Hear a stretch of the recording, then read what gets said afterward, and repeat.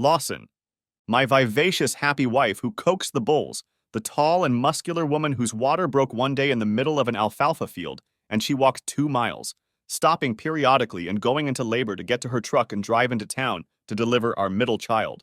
The strong, wonderful woman who ran our ranch and managed our family with boundless energy, sat helplessly next to something her body had rejected. Ed! Then I lifted my love in my arms and carried her to the hospital. It was a bad day.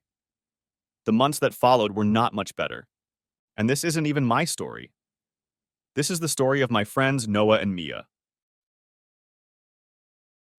Next chapter? Bets! That was all I had time to say, and she started to cry. Finally, I told her, Bets, do you want to have another baby? She melted. I swear, if a man could melt. 2, she said quietly. Well, of course, pets always get 2 to keep each other company. I knew that. Mia. Noah and I worked tirelessly for 3 years to promote the store. The town where we both grew up is tiny, but there are a lot of people living on ranches and farms in the valley. Our store has hardware, tools, automotive supplies, cleaning supplies, feed, furniture, paint, plumbing supplies. Basically, you get the idea. We are an independent store, which means we have to do our own advertising and ordering. It also means we don't have to pay a franchise fee or take orders from above. We can sell what we think the community needs, not what some distant middle manager thinks we need. We decided the city deserved a store like this, and it worked. Noah ran it. I did the bookkeeping, restocked the shelves, cut fences, weighed nails, whatever needed to be done. I also kept the books for the auto repair store to supplement our income until the store could support us. The magic day came. The numbers said to make a baby, and we did. I was 3 months along and felt great. We bought a crib and a stroller. We had 2 car seats, boxes of clothes, mountains of toys. Both grandparents were ready to care for the baby. Aunts and uncles stood at the ready to welcome another member of the extended family. Cousins and siblings waited for a new playmate. My husband was bouncing with anticipation. Everything was going smoothly, and I was just putting cans of tennis balls on the shelf. Yellow, fluffy tennis balls. The most harmless things in the world. I felt something. I ran to the car. Noah was driving our truck to Connor City, 80 miles away. My calls to his cell phone went to voicemail.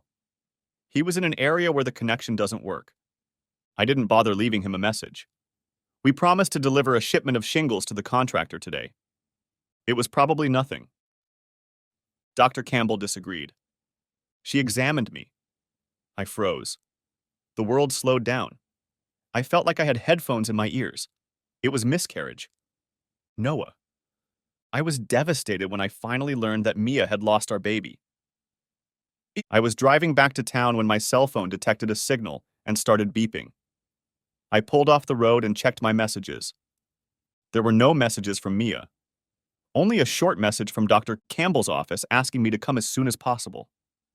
There were no voicemails from Mia either. Only a short message from Dr. Campbell's nurse saying that my wife was in the office and I should come as soon as possible.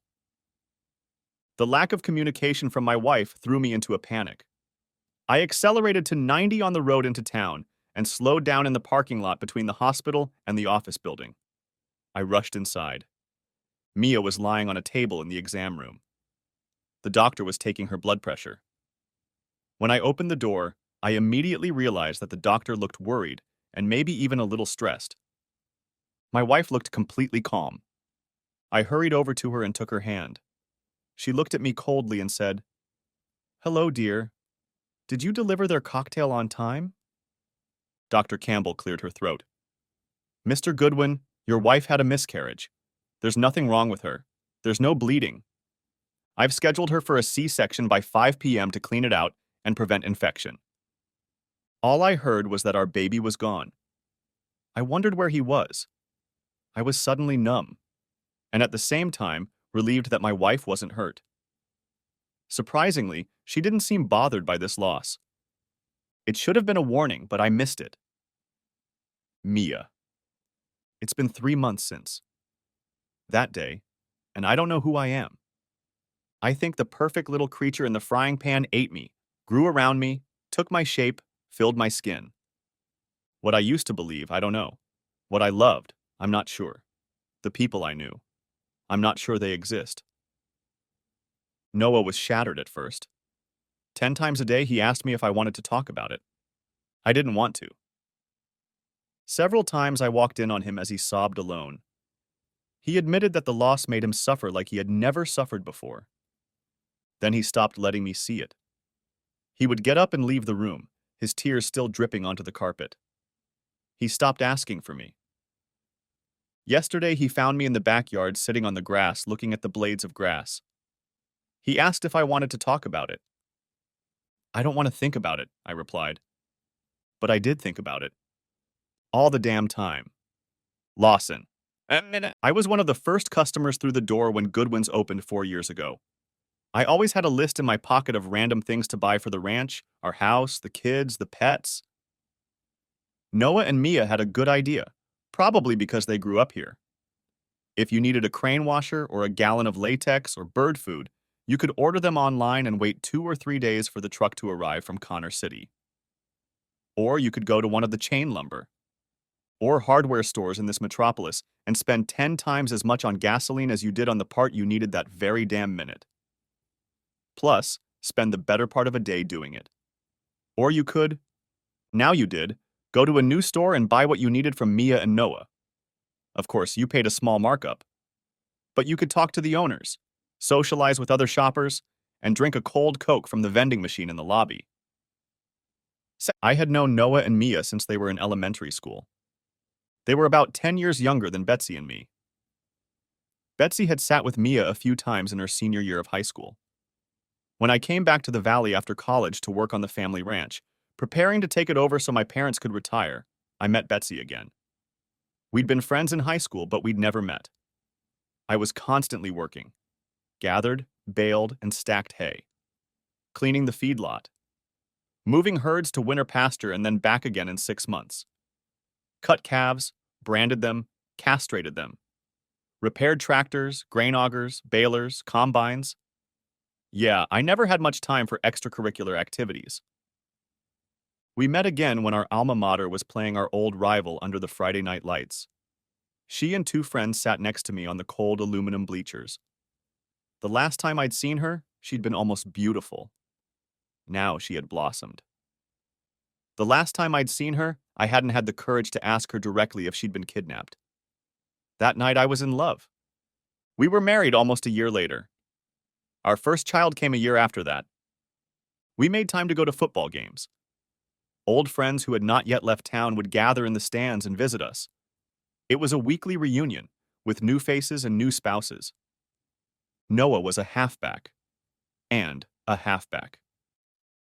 In a school with a small student body, some kids had to play 2 positions, just like in the old days. It would have been very American if Mia had been a cheerleader, but she played clarinet in the little cheerleading band that shuttled around the field at halftime. "Hey, Noah," I called out from the other end of the store. "Do you have any twine? You know, real biodegradable twine? Not plastic."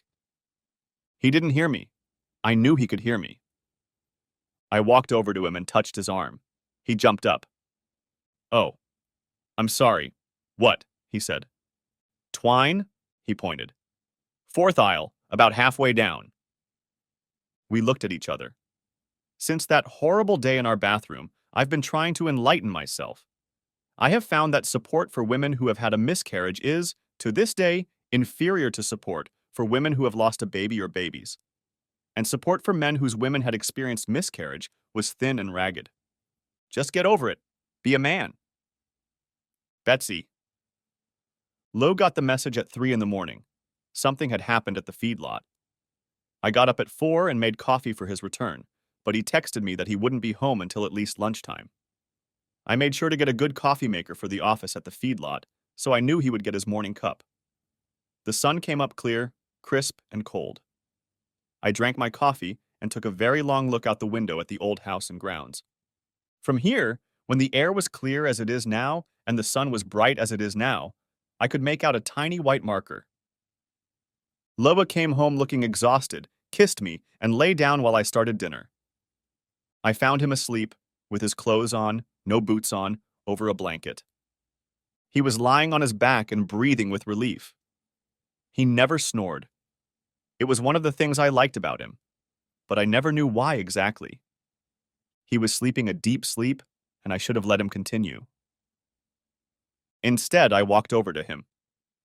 "Please, Loa," I begged. I climbed onto the bed and hugged him. "I love you, Mr. Riley," I whispered. He laughed. "I love you too, Mrs. Riley." He fell asleep and I snuggled against him. That horrible day, they left me overnight to clean me up and make sure the bleeding stopped. They gave me some Jell-O and antibiotics that wrecked my digestive system for a few days. Loa drove me home.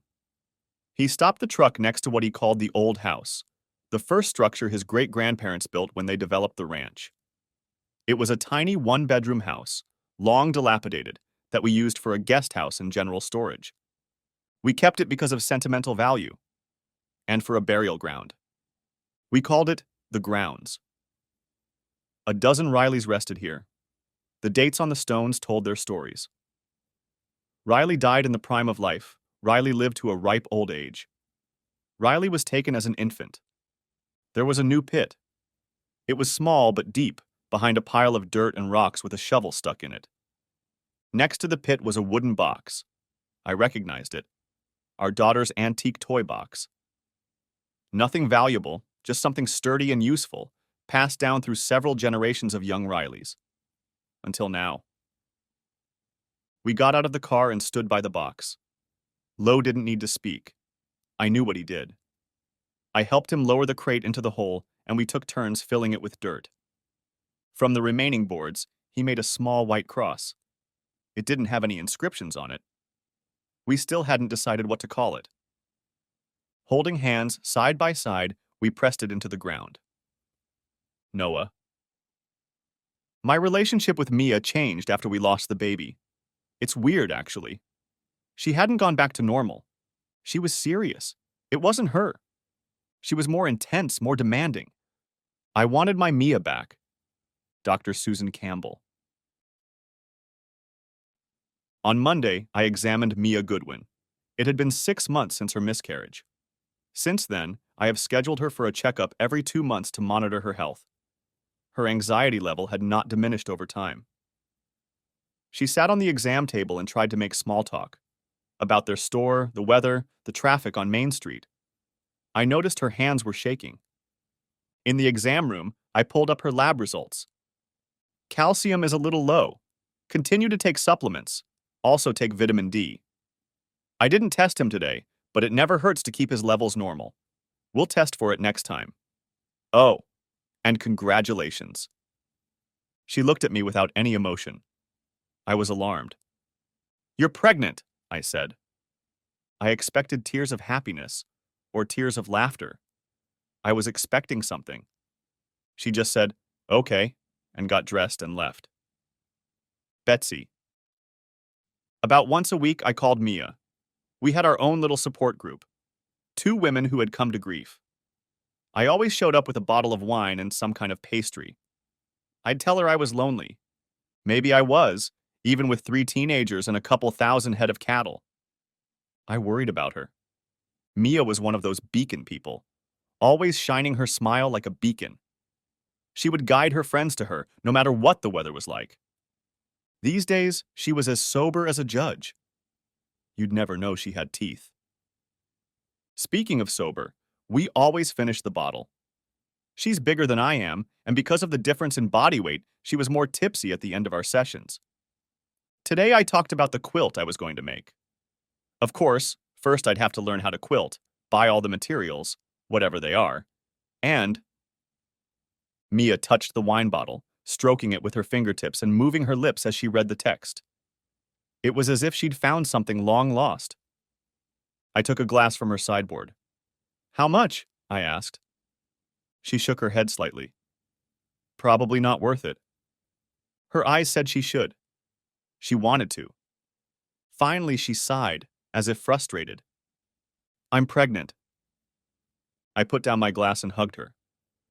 Oh, Mia, that's wonderful. Noah must be over the moon. She was still in my arms. He doesn't know. I shuddered. Anxiety instantly turned to fear. Lawson. I had to wait until after dinner to leave her alone again. Once the kids went to their rooms to finish their homework, I grabbed a beer and sat at the table with Betsy across from me. He doesn't know? She shook her head.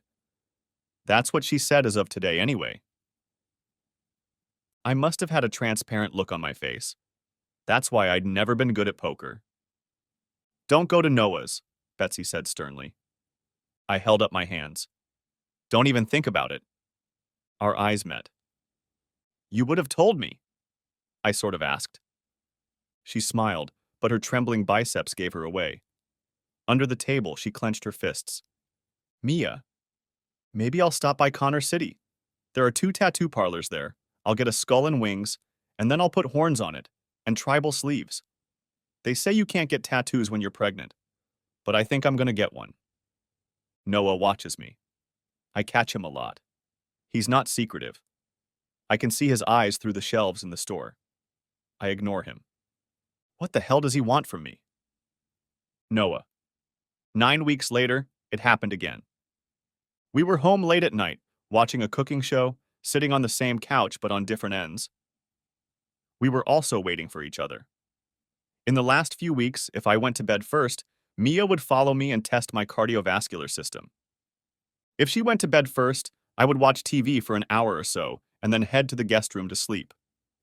It worked out that on average I was rested every other night. I could probably keep up that pace without passing out. One night she went to the bathroom and sat there for half of a series of Drain imprint cookies. She came back and sat down. I thought she looked pale. I turned on the lamp. She was definitely pale. I didn't bother to ask why. I knew she wouldn't answer me directly. When that truth hit me, I wanted to cry. I did cry when I went to the bathroom and found traces of blood on the floor and toilet seat, smeared when she cleaned them up with a towel I found in the laundry basket. I stepped out and stood between her and the cooking show. The judges were scoring and Mia was clearly angry that I was blocking her view. She looked at me and shrugged. Lost it. I sighed. What? Blushed. Betsy. This was a first. I got a call from Dr. Campbell's office asking me to come in. The manager of the doctor's office heard the surprise bordering on panic in my voice and quickly assured me that everything was fine. The doctor just wanted to visit me. Visit? I was only partially reassured. I'd never been to a doctor's appointment before. Dr. Campbell took me to her office, not the exam room. I hoped it was good news. Unless I had an inoperable tumor. Oh no. Did I really have an inoperable tumor? I sat up, wildly and frighteningly unsettled. Betsy, I need to talk about some personal things. About our friend, Mia Goodwin. I recoiled, remembering that the doctor referred to Mia as his friend, not his patient, and called me by my first name, something she'd never done before. Doctor? She raised her hand. Please call me Susan. Okay, I said warily. Doc, okay, Susan. She clasped her hands together. That's delicate. I'm violating patient confidentiality, but I'm very concerned about Mia. Can we keep this conversation between us? Of course. I know you and Mia are close. You must have noticed how she's changed lately. Yes, lost 2 babies. Susan nodded and looked at me. Lost 1 baby. Had I changed? Could she notice it? She must see me blush. The hospital in Connor City runs rural outreach programs in many areas. They're going to send us a psychotherapy nurse every other Wednesday to do group and individual sessions on topics like smoking cessation, weight loss, and coping with the loss of a child. The doctor double-tapped me. Sounds not bad, I agreed. I mentioned it to Mia the last time she visited us, but she wasn't interested. She said she was fine, that she didn't need anyone to tell her she wasn't. You want me to talk her into going? Susan smiled a sly smile. The kind of smile you never want to see from your family doctor. Not really. Lawson. I knew he'd be at work. Sure enough, he was mixing gallons of paint for my friend. We talked about beef prices on the hoof and at the butcher shop until his purchase was finalized and he left. I nodded to Noah. She's gone. Or, they left. He glanced at the big clock and sat down on the metal half bench next to the paint mixing machine.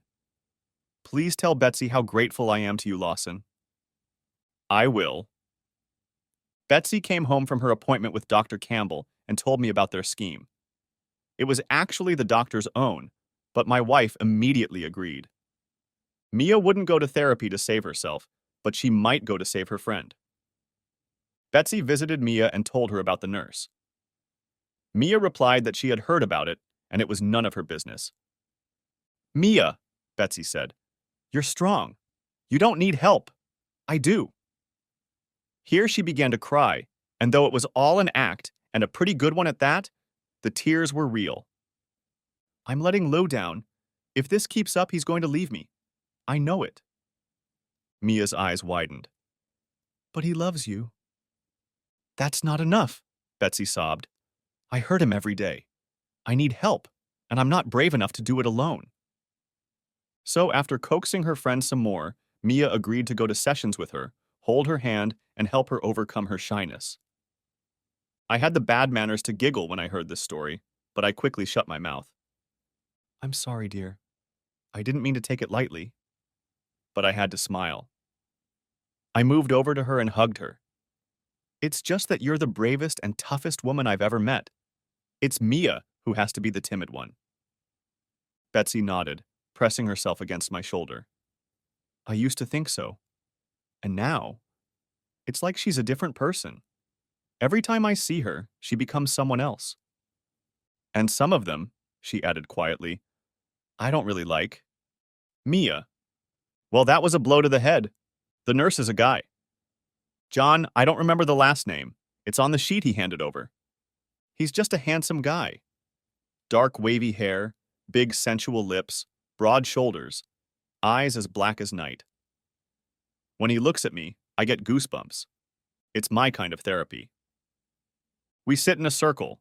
Me, Betsy, Mary Jane Walker, Jennifer Gomez. Mary Jane's son drowned in the pool last year. He hadn't learned to swim or even swim and was left in the backyard alone. 4 years old. Jennifer's daughter died of an aggressive cancer. Her husband left the next day. God, what a bunch of crybabies. I noticed the way they looked at me when I had to tell my story. Which I did when it was my turn, even though I was only there to support Betsy. I told them it was no big deal. It's life. Perhaps it was an insensitive statement, though in retrospect I found it funny. They all wept except John. He understands. Noah. When I got home, she was still awake. I'd stayed up late at the store doing a completely unnecessary inventory of key blanks. I couldn't decide whether I should be there for her when she returned from therapy or let her be alone. Eventually, my cowardice took over. She was sitting at the dining room table with her laptop. I kissed the top of her head, waiting for her reaction. Whatever she did would tell me my next move. She ignored me. I went to the bedroom and got into bed. I lay there waiting for her to come in and pounce on me. But instead, I heard her go into the guest room. The door closed tightly. For the next few hours, the house was quiet. I couldn't sleep. She was gone. Lawson. A man? That was, what? Sexist? Maybe. Men can be nurses. Women can be doctors. It's just an old ingrained reaction to think that a nurse is likely to be a woman. I wanted to say, how is he? Which was tantamount to asking how therapy went, which was tantamount to asking if she was cured. I prudently didn't pursue that line of questioning further. Yes. John. I forgot his last name. It's on the handout. Just moved here from California. Mrs. Walker was there, and Mrs. Gomez.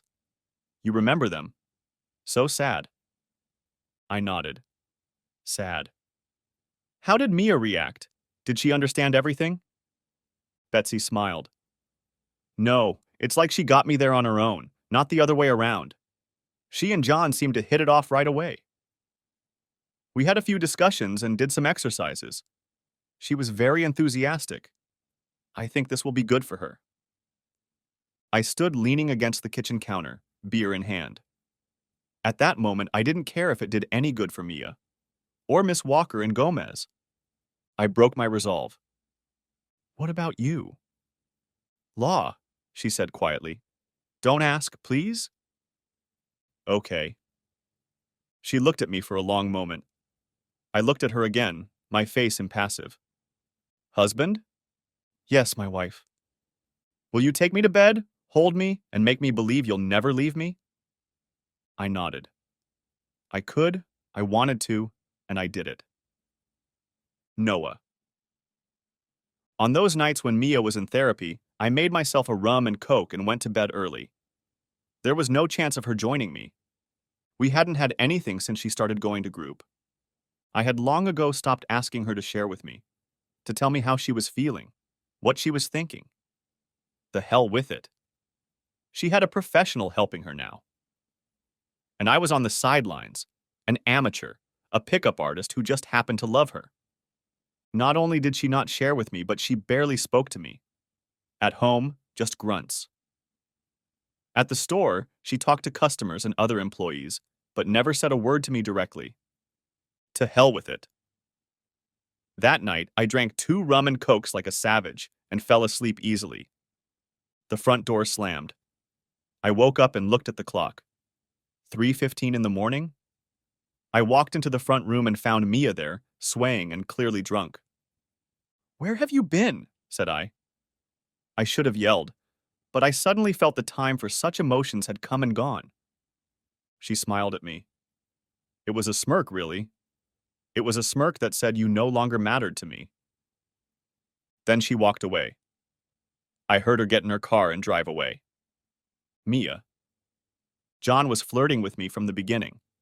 I saw him shoot his eyes at me in group when he thought he could get away with it. In individual sessions, he would sit very close to me and touch my arm to emphasize his point. He would try to help me and seduce me, but I didn't want that kind of help. All I could think about was how to get Noah to stop wanting to keep me. I shut myself off from him, from talking, from everything, and he was still making puppy dog faces at me. I need to be replaced. He just doesn't get it. He thinks he loves me, like that's going to do anything. I can't do anything bad to this guy. I have to do something unforgivable. Next chapter. John thought he convinced me to get in his car and drive to a small motel outside of town. Actually, I was the one who convinced him. He was so ready to admit his mastery of seduction that he didn't notice my part. He practically dragged me into the room, and in a moment of, "You, bastard, it's all your fault," screamed I as he tried to pull away from me. "Screw you! Screw you!" I yelled. "You crazy bitch!" he yelled. I grabbed my clothes and ran out the door. You crazy bitch! He really did have a limited vocabulary for a therapist. I started laughing. I couldn't contain my laughter and started laughing so hard I was sobbing. The examiner called me crazy. It was official. Mia. After walking from the motel to the hospital parking lot, I was finally back in the place I still called home. A few cars drove by and honked, recognizing me. And there was a lot of irony in that because I didn't recognize myself. I made it to the house and waited for Noah to come out. Reliable old Noah asked where I'd been. Asked as if he really cared. You should have seen the look on his face when I told him his little wifey had been outside having fun. That should have done it for us. I left that house for good and went to live with my sister, Betsy. I stood there with my mouth open like an idiot. What? I could see that Noah was uncomfortable remembering and repeating her words, and I felt like a horrible person for asking him. But I couldn't believe what he'd just said. Damn! Because you don't take a hint! That's exactly what she said. I still couldn't believe it. My quiet girlfriend Mia, the only truly innocent and good woman I'd ever known, This one? Where did she go? He made a motion with his head. To her sisters. June sent me a message that Mia is with her and safe. He sighed. I haven't heard a word from Mia. You should go and talk to her, Noah, I said. I think she's said all she has to say. His face wrinkled with despair. She hates me, Betsy. She hates me. Why else would she do this to me? I went over to him and put my arms around him, and he sobbed like a little baby. I stroked his back and wondered if Lo had ever cried like that for me.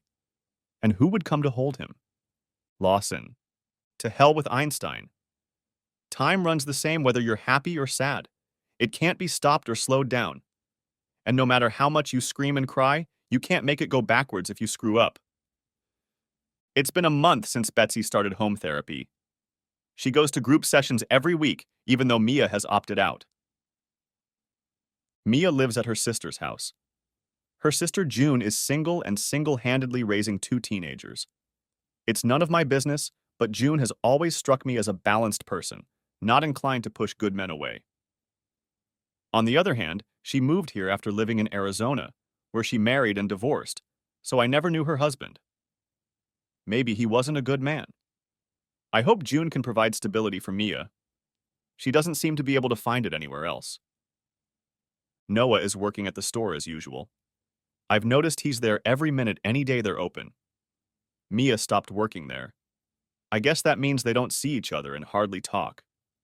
Not talking is not a good thing. Betsy. Mia isn't answering my calls or texts. I don't know if that means she's hiding from the world or just me. Maybe I'm reminding her about therapy, which reminds her of what happened to her, that she needs therapy. Speaking of which, she really needs it and isn't getting it. I can't help but feel partly responsible for that. My personal therapy sessions in the bedroom continue. Noah. She doesn't show up for work. I think I knew she wouldn't come. It's not that she's not getting paid, after all. I just want her to talk to me. To say that it's over between us. End it. If that's what she wants. Just put me out of my misery. Old horses are put to sleep when they can't handle the pain. I don't know if horses feel that kind of pain. I hope not. My days are shit. I wake up and expect her to be right next to me. Walking into the office at work, I expect her to be sitting at our desk. All day long, I walk around expecting to see her, hear her voice, feel her hand on my arm. Today became especially dark about an hour ago. I can't see anything in front of me. I can't smell or taste anything. I only breathe because it doesn't require my permission. I've been hiding in the back shed with building materials since I got the call.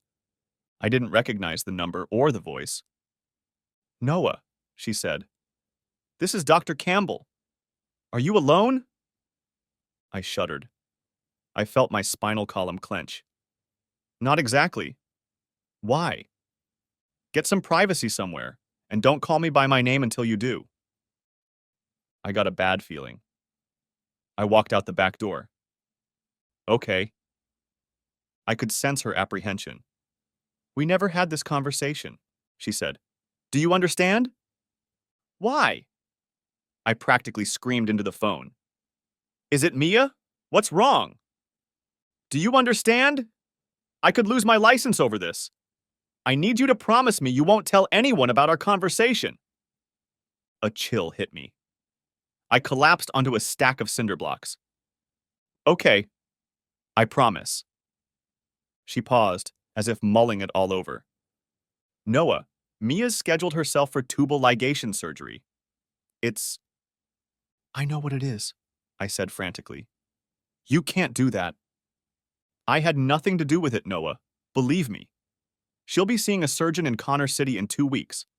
I only found out about it because they requested her medical records. She's never spoken to me.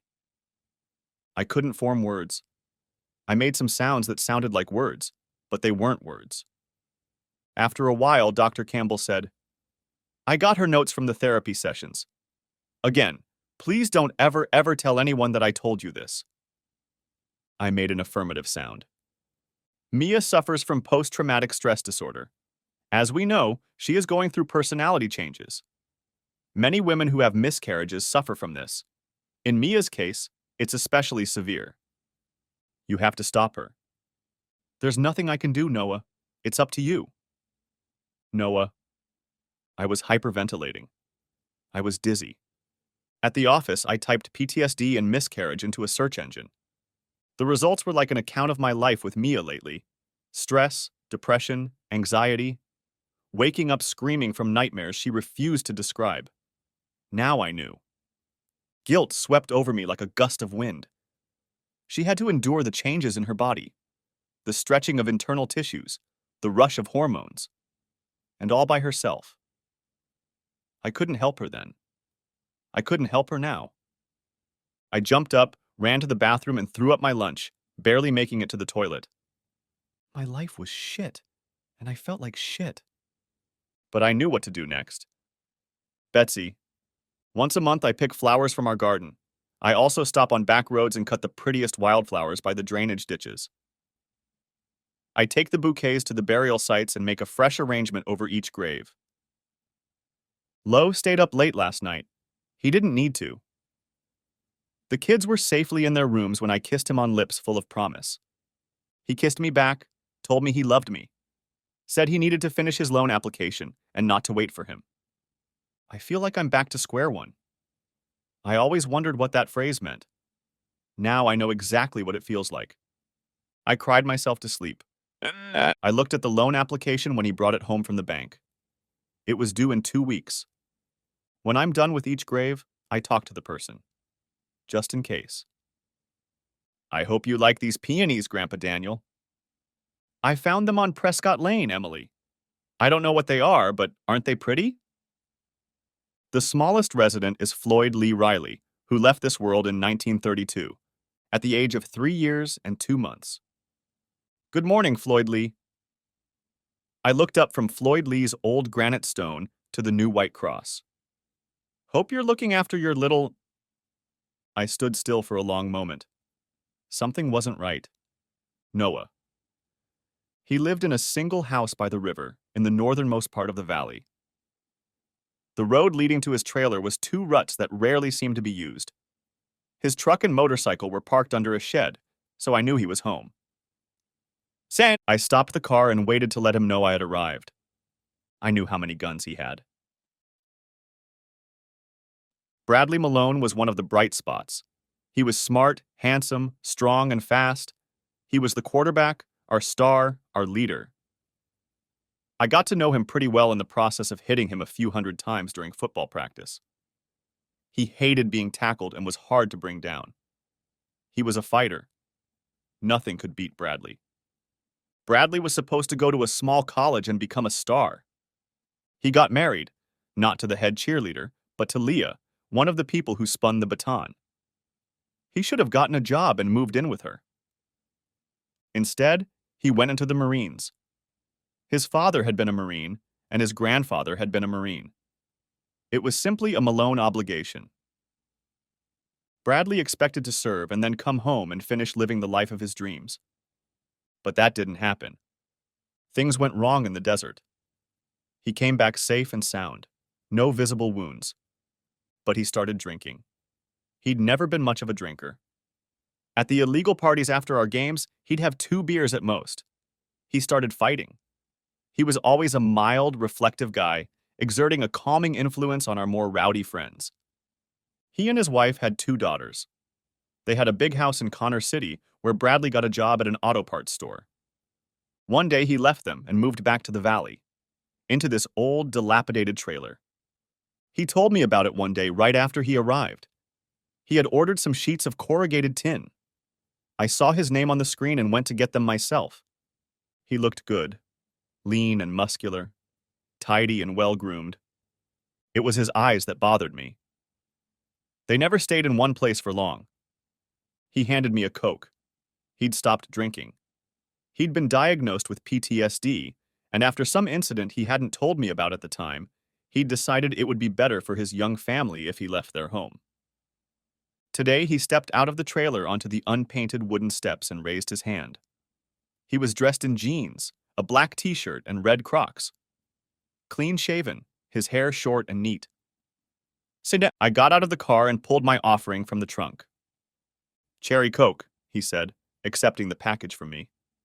Thanks. Nice shoes, I said. He pushed the soda aside to look down. If your feet aren't comfortable, your soul isn't comfortable either. I laughed. No kidding, he said. You must stand in the store all day. Do you have insoles? I shook my head. Well, go to an orthopedist and get them. They'll change your life. An orthopedist? Yeah.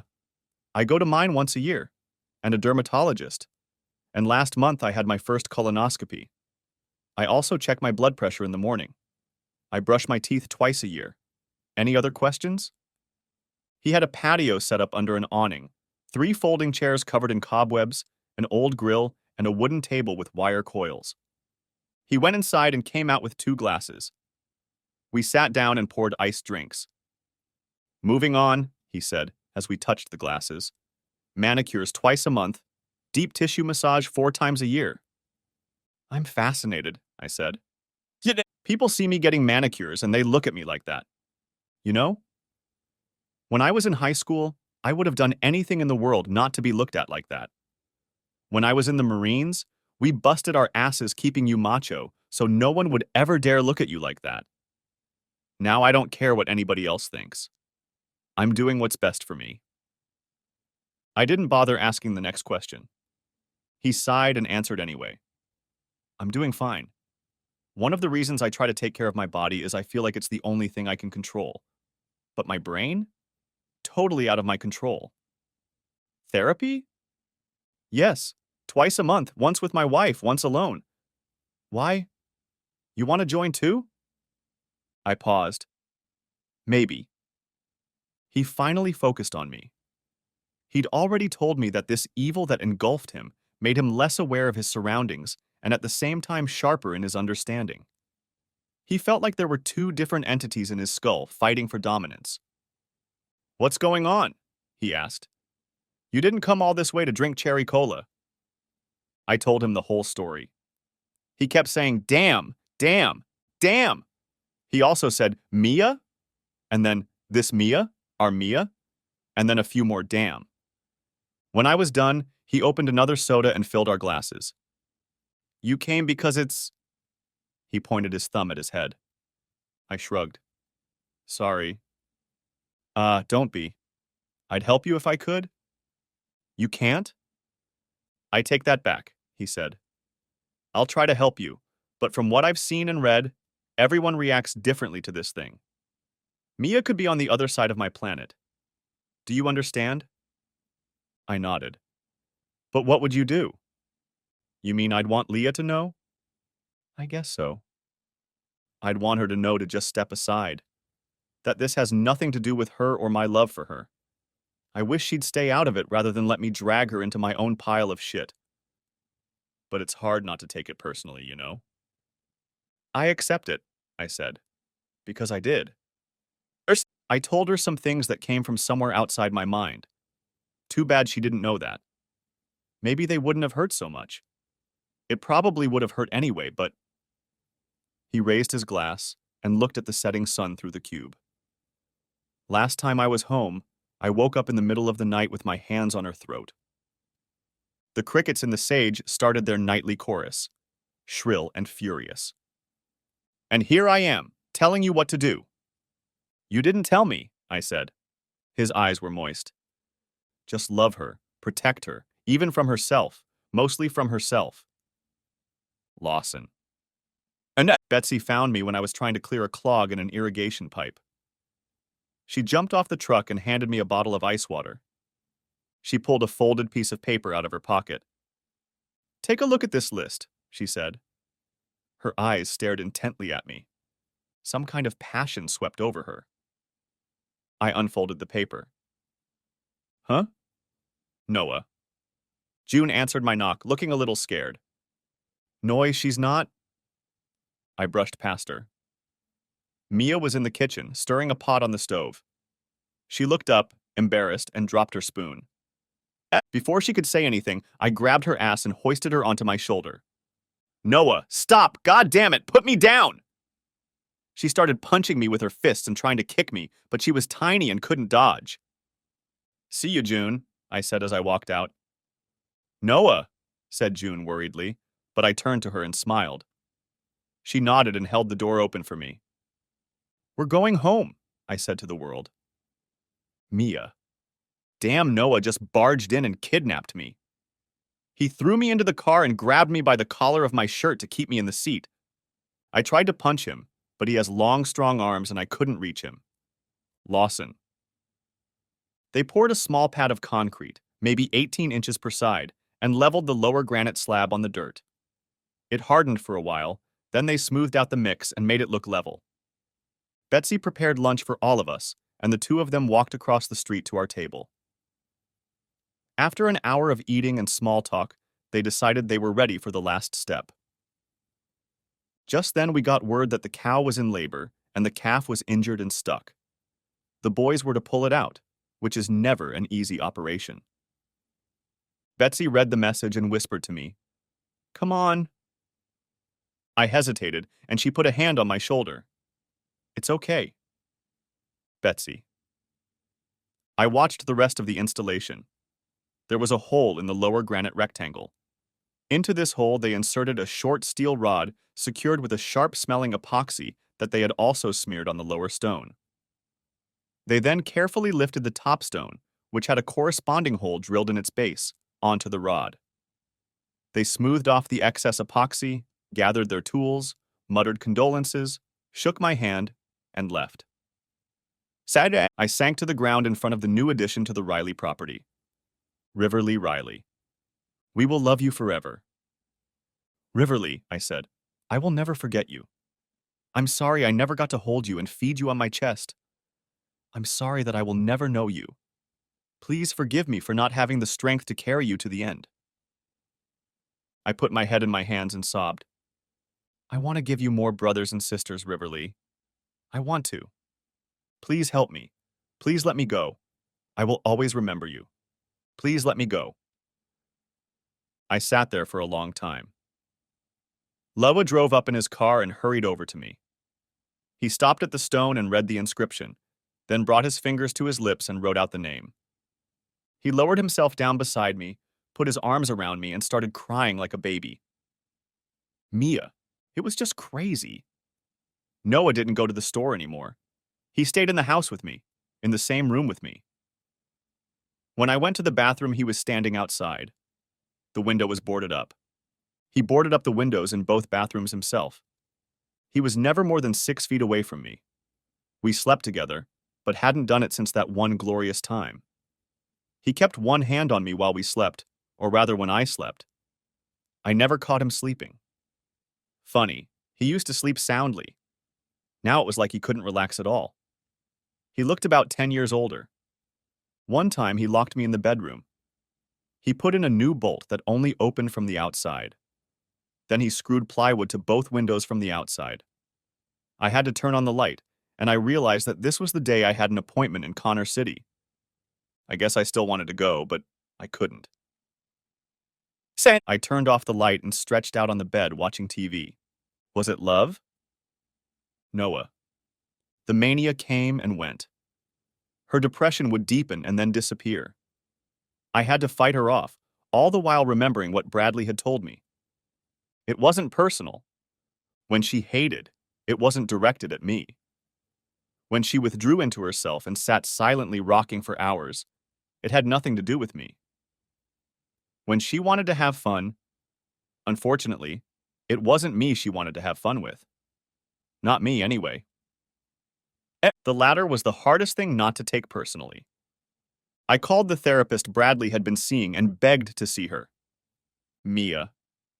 I'm not going to voluntarily see another damn therapist while I'm alive, and Noah had to drag me to the car. I yelled at him all the way to Connor City. We walked into Dr. Florence Wynn's office as if I'd been arrested. Noah held my hand tightly.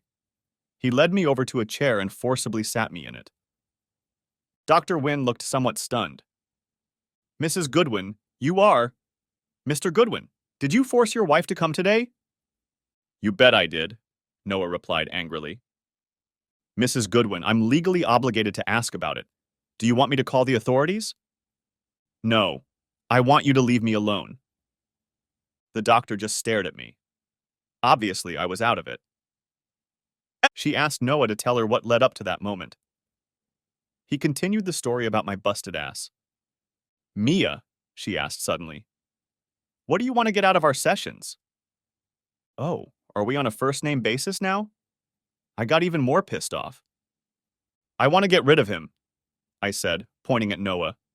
He looked like I'd kicked him in the balls. Why? She asked. I looked her straight in the eye, ignoring him. He wants a big family, and I can never do that. I want him to give up on me and let me go so he can have what he wants. There was silence in the room for a while. Noah stared into the void. Noah, she said. He cleared his throat, his eyes glittering. I want the old Mia back, the one I married. She made a mental note. Have you had anything since the day you brought her home? I chuckled and she glared at me. Brought her home? Damn, she'd tied me up. Kidnapped me while I was making risotto. No. Why not? She pressed. You did the manly thing and reclaimed her by force. Why not continue to reclaim your territory? I realized from the look on Noah's face that she'd hit his battleship. Because when I look at her, all I can think about is the other guy inside her. Dr. Wynne didn't back down. She never told you who her affair partner was. Doesn't the anonymity make it easier for you two to shed that image? I loved her description. An agonizing 10 minutes with this horrible creep was an affair. It sounded almost classy. Hell no, Noah was on the verge of screaming. She broke our vows. She had fun with another man, for God's sake. How can I forget that? Did she ever tell you why she did it? He shook his head. Mia? I shook my head. We already know why, don't we? She said. I leaned forward, unwillingly myself. Noah's eyes widened, and he looked at the doctor. She just told us. Mia has been having fun with another man in an attempt to destroy your love for her. She has already admitted that. She wants you to leave her, but believes you will never do so unless you have a good reason. Her cheating should have been that good reason, but you didn't cooperate.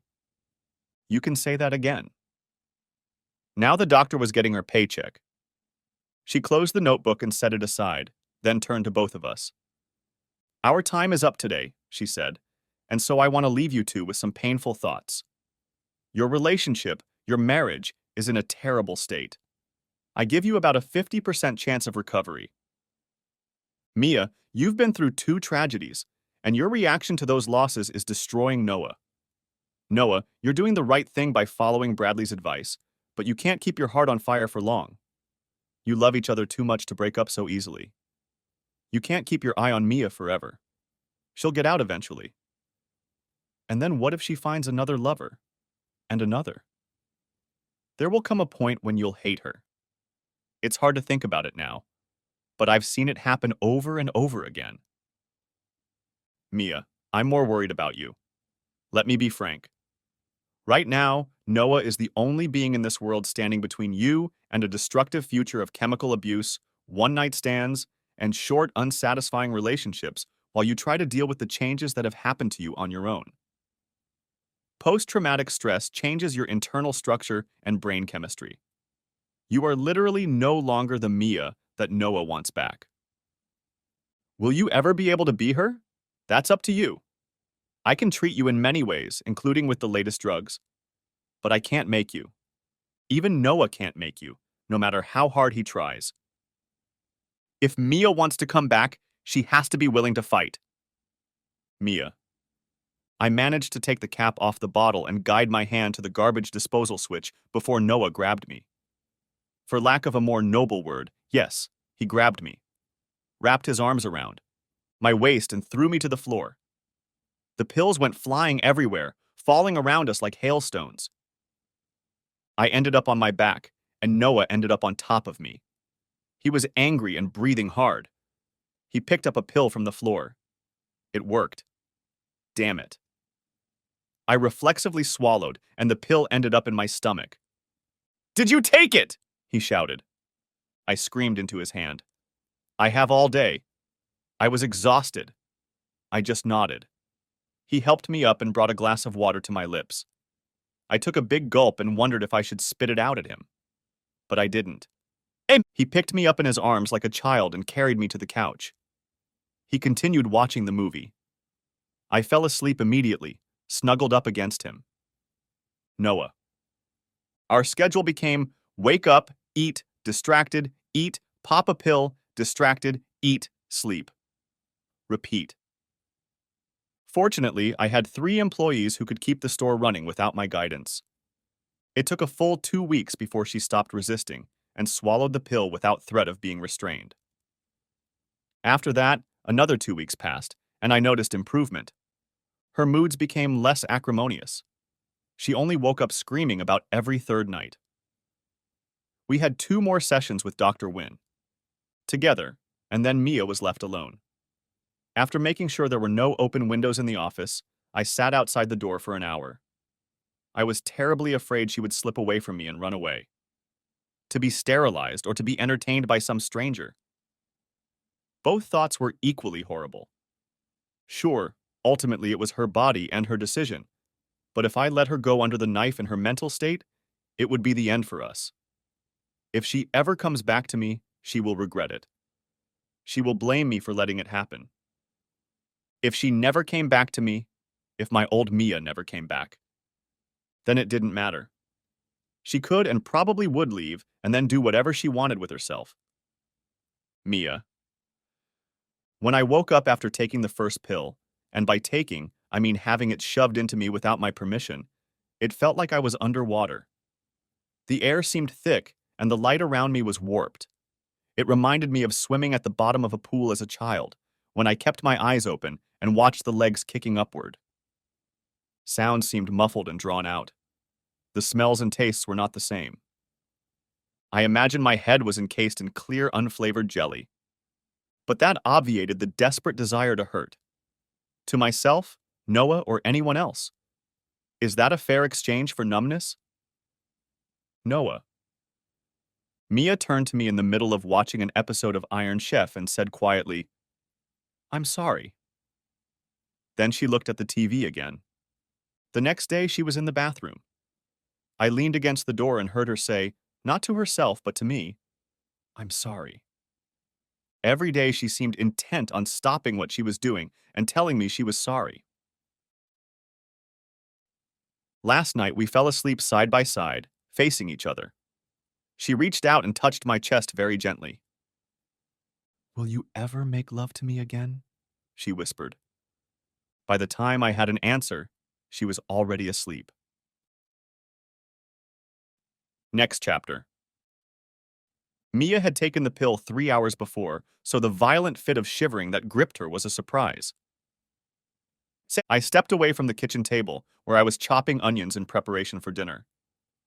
"What's wrong?" snapped I. In retrospect, my tone was harsh. Something was wrong, and I was sure I looked like I didn't care. She stared at me.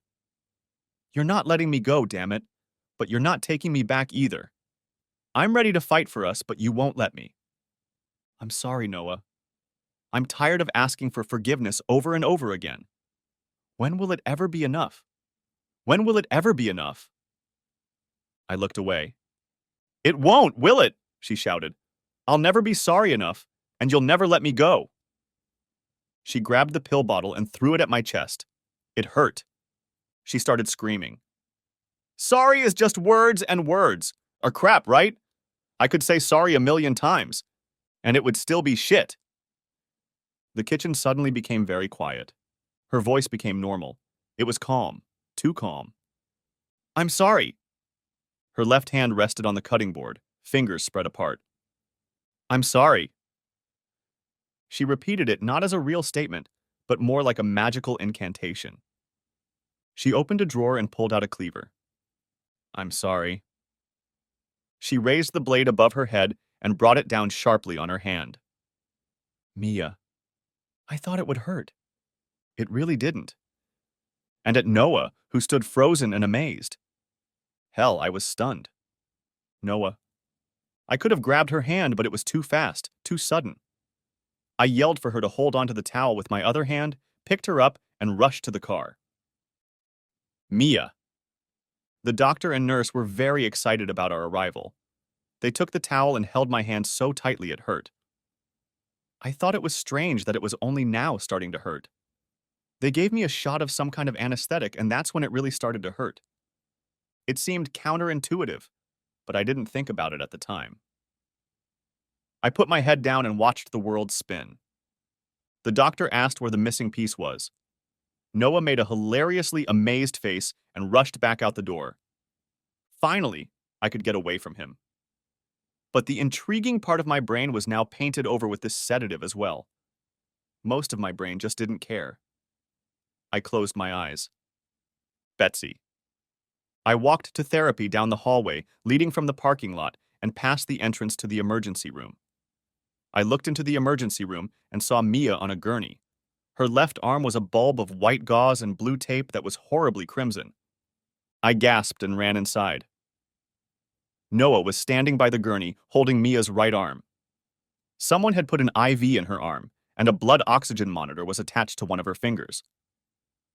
Noah held her hand awkwardly, carefully, avoiding the monitor. "What's wrong?" I asked, out of breath. Noah looked up at me. "She cut off her finger." "Oh. What happened?" He looked at me in a way that made me realize I couldn't pronounce the word cat. "She cut herself. Her finger. Cut it off." "Oh." Mia opened her eyes and turned her face to me. Her pupils were dilated, and she didn't seem to recognize me. "They're waiting to take her to Connor City to sew it back on." I guessed he meant the missing piece and was about to say something when Mia's pupils narrowed to pinpoints, and she looked past me. I turned around. John walked into the emergency room. I saw it on his face. It was more than recognition. I looked at Noah, who was shifting his gaze from his wife to John. Noah's face became rigid, and he took a step toward John. "Noah. Son of a bitch, I should have known. I should have known. But until that second, it was just a guess." I walked through the emergency room toward the guy, and with every step I took, I was more and more certain. He raised his hands, whether for defense or for a fight, I couldn't tell. He stepped back. "Hey, she went over to..." Betsy. Of course. It had to be John. I realized it as soon as Noah headed toward him. Noah seemed to realize it too. He didn't make a sound. He just swung his right hand up and over John's arms in a high, perfect arc that ended with Noah's fist smashing into John's nose. The ambulance erupted with an echoing crack and the squelching sound of pressurized fluids leaking out. John fell back against the doors, which opened and let him tumble out into the hallway. Noah grabbed his arm and jumped around, grunting in pain. Several of his fingers were sticking out at unnatural angles. Mia watched it all with drooping eyelids, then closed her eyes and lay still. Lawson. I was sitting in the bleachers with other dads and a few moms watching our oldest son play Little League when I got a call from Betsy. "Lo," she said. "No therapy today." "Great," I said. Wait, was that stupid? And how could I take it back in a hurry? "Do you want to come over and watch the game?" "I can't," she said. "Mia's in the hospital and Noah just got arrested." "What the..." "Noah doesn't have the right lawyer for that. Can you call our guy and get a recommendation?" "How?" "I'm going to go to Connor City with Mia. They have to reattach her finger."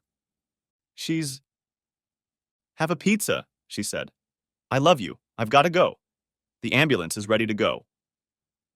"But I..." She passed out. Meanwhile, the other team had put 2 players in striking position. Noah. I sat in the county jail for 2 days. I had to meet with a new attorney, post bail, and get my broken fingers set. For this procedure, I was taken to the hospital again, but this time under the protection of a sheriff's deputy.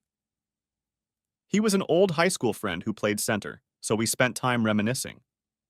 Except for when Dr. Campbell was setting my broken fingers and I lost consciousness for a few minutes. For heaven's sake, Noah, hit them with a stick next time, she advised me. It was like there were sticks lying everywhere in the ER. The deputy gave me a ride home. I stood on the step and waved to him as he drove away. I didn't call her when I was in jail. I gave up. If Mia wanted to leave, I was tired of stopping her. Alone, I wasn't sure I could control her even if I wanted to. I stood in front of the door. Not a sound, just the distant, muffled hum of tractors tilling the fields outside of town. The wind blew through the trees of my yard. I wondered if I could continue to live here alone. Would I be able to endure these memories? She opened the door. Her left hand was encased in green fiberglass covered with white cloth. She stepped sharply into me, nearly knocking me off the porch. I didn't go anywhere, she said into my chest. I've been on the pill every day. I swallowed hard and couldn't speak. We hugged tightly, her left arm out to the side, my right arm out to the side. Betsy. It was therapy night, but when I walked into the room, only John was there. A wide white ribbon crossed his nose and let down his lined eyes. He looked up at me as I entered. I didn't bother to sit down. After a while, he pointed to the empty chairs. Where is everyone? I wondered how intelligent men could be so forgetful. Well, I said, first of all, I want to thank you for what you've done for me.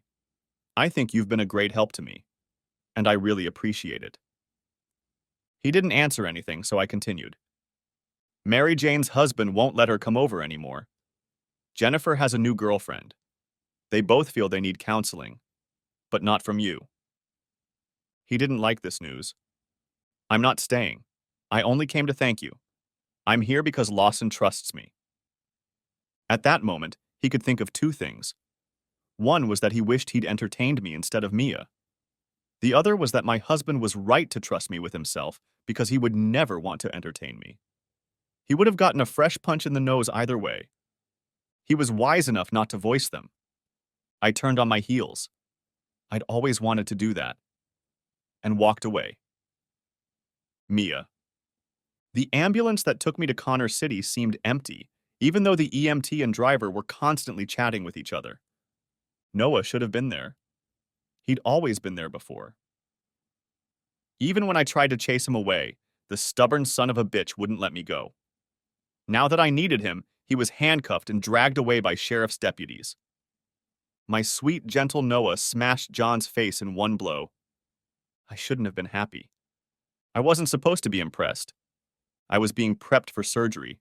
Shots, blood, urine, tests. It was just the last joint of one little finger, but they treated it like a heart transplant. The surgeon came in to talk to me before they put me under anesthesia. He went over his clipboard and assured me that this was a common case, and the chances of success were high. At the end, he turned the top page. Congratulations, by the way. A scary thought flashed through my mind. He looked at me questioningly. You didn't know you were pregnant? I don't know what he expected, but I know for sure he didn't expect me to grab his coat with my free hand, behind which IV tubes and monitor wires were frantically wriggling, and ask in a panic, "How far along are you?" He was taken aback, but like a professional, he took another look at the chart. About 4 weeks. He didn't ask why. Professional.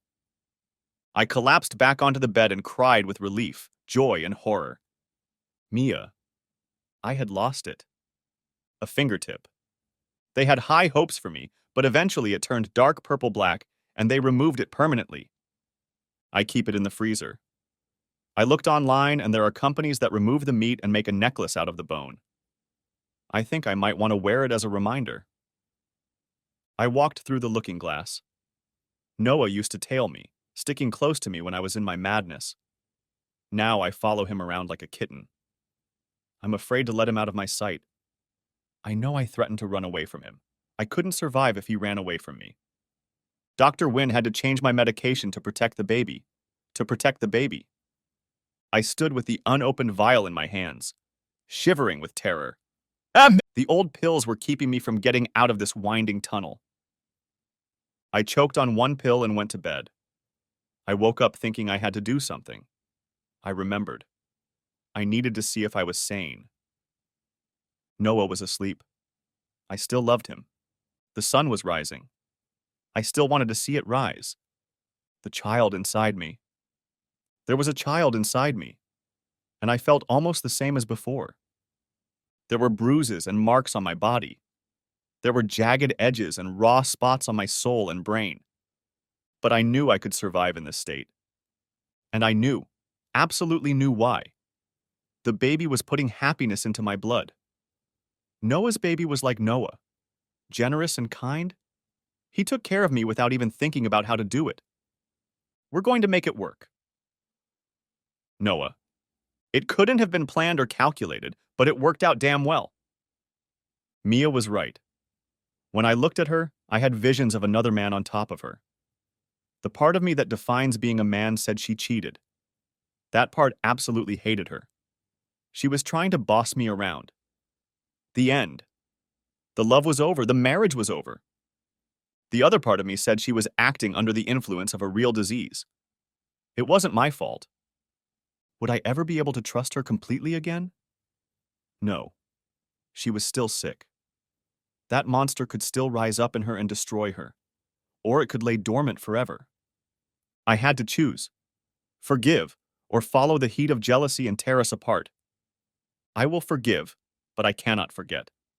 I will always keep her close, protect her, watch over her. But I've already promised to do that before all this, in sickness and in health, as far back as I can remember. Jealous thoughts or not, that can't change. But since the day she cut off her little finger, those jealous thoughts had faded to nothing. Now all I could see was her redness, droplets falling through the air in an unhealthy monochromatic rainbow. She infected me with her thoughts. With absolute certainty, I knew she loved me. Only me. Me forever. Lawson. The code of the West is much like the code of the playground. If the fight is fair, the loser has no claim. The man stood up and shut up. The district attorney threatened to see the world differently. He wanted to charge Noah with assault, but when Betsy swore that both men had raised their fists, his worldview began to lose support. He quickly dropped the charges. I thought I might have to have a conversation with John, what's his name, about making better choices in life. Well, a conversation wasn't quite accurate. It would have been more like a monologue. But I never got to say a word. He fled the state. I don't think his attacks on vulnerable patients were something he just started doing. A law firm in Connor City representing 2 hospitals agreed with me when I approached them. They are going to track him down and make sure that the appropriate board of whatever state he tries to practice in next is alerted. The other day I broke a hammer. It was an old hammer that I had used too hard and left unattended for too long. I decided to treat myself to a new one and went to town. In the tool department at the Goodwin store, I noticed movement in the gap between the shelves. Noah was kissing Mia, and Mia was very clearly showing it. I coughed politely.